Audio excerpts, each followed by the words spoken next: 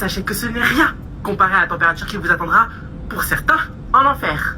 Pour tout le monde, quoique. Tout le monde ira en enfer dans tous les cas.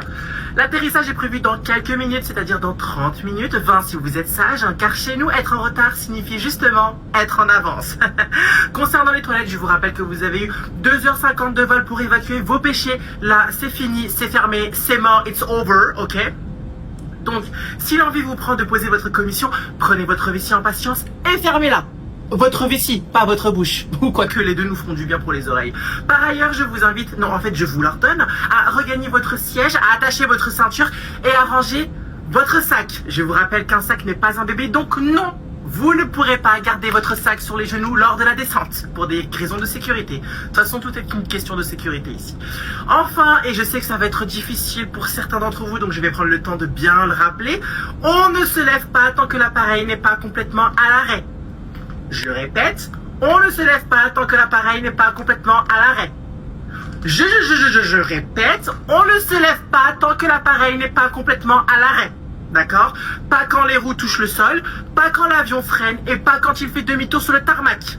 À l'arrêt. Sur ce, merci d'avoir choisi notre compagnie qui, je n'en doute pas, aura l'honneur de lire tous vos commentaires 1 étoile sur Trustpilot.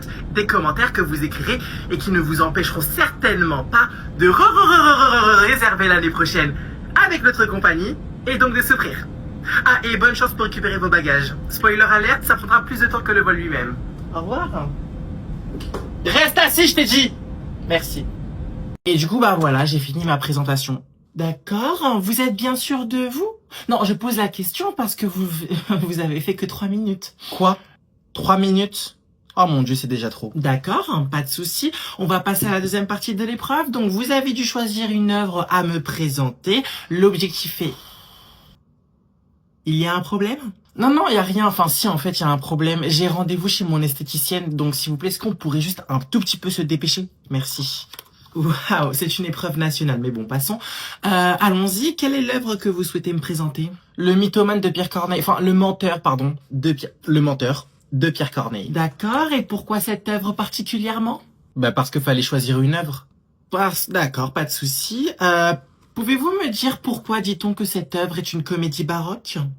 Qu'est-ce que ça signifie le mot baroque? Ok, bah pour que je puisse vous répondre, encore faut-il que je comprenne ne serait-ce que la moitié des mots dans votre question. Question suivante. Pouvez-vous me dire à quelle date a eu lieu sa première représentation? La seule date que mon cerveau puisse retenir, c'est celle de mon anniversaire. Et encore. Bon, je vais faire plus simple. Avez-vous de l'intérêt pour la lecture? Bien sûr.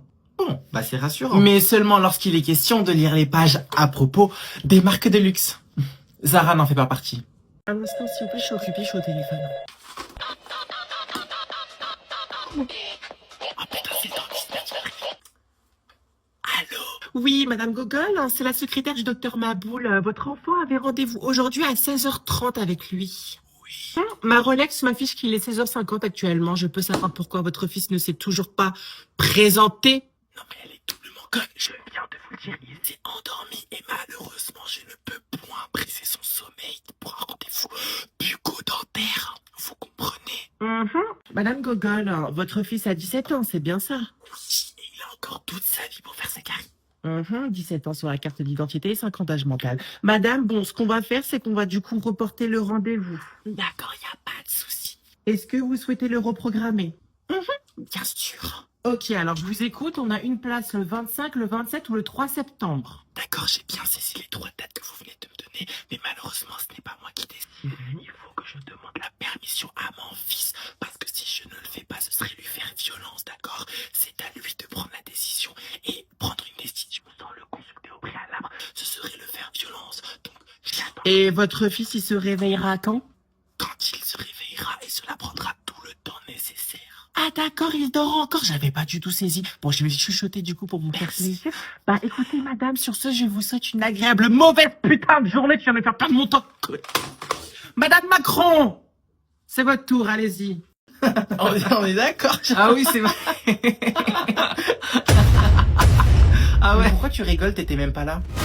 Qu'est-ce qu'elle vient de dire? Elle me reproche de rigoler à une blague sous prétexte que je n'étais pas là? Non. Elle m'a humilié en place publique, quelle horreur! Pourquoi une vulgaire humaine m'interdit de rigoler? Elle veut que j'arrache ses extensions ou quoi? Ses sourcils même pas épilés sont nez triangulaires. humaine. À la base, je voulais juste m'intégrer en rigolant à une blague. Est-ce un crime? À les entendre les filles, je n'ai même pas le droit de rigoler à leurs blagues ni à leurs histoires. Mais elles, par contre, elles ont le droit. 4 kilos, 4 tonnes de maquillage sur son visage pour même plus avoir de peau. Même si j'étais pas là, j'ai le droit de rire, j'ai le droit au bonheur. Et c'est pas cette humaine qui va me dire le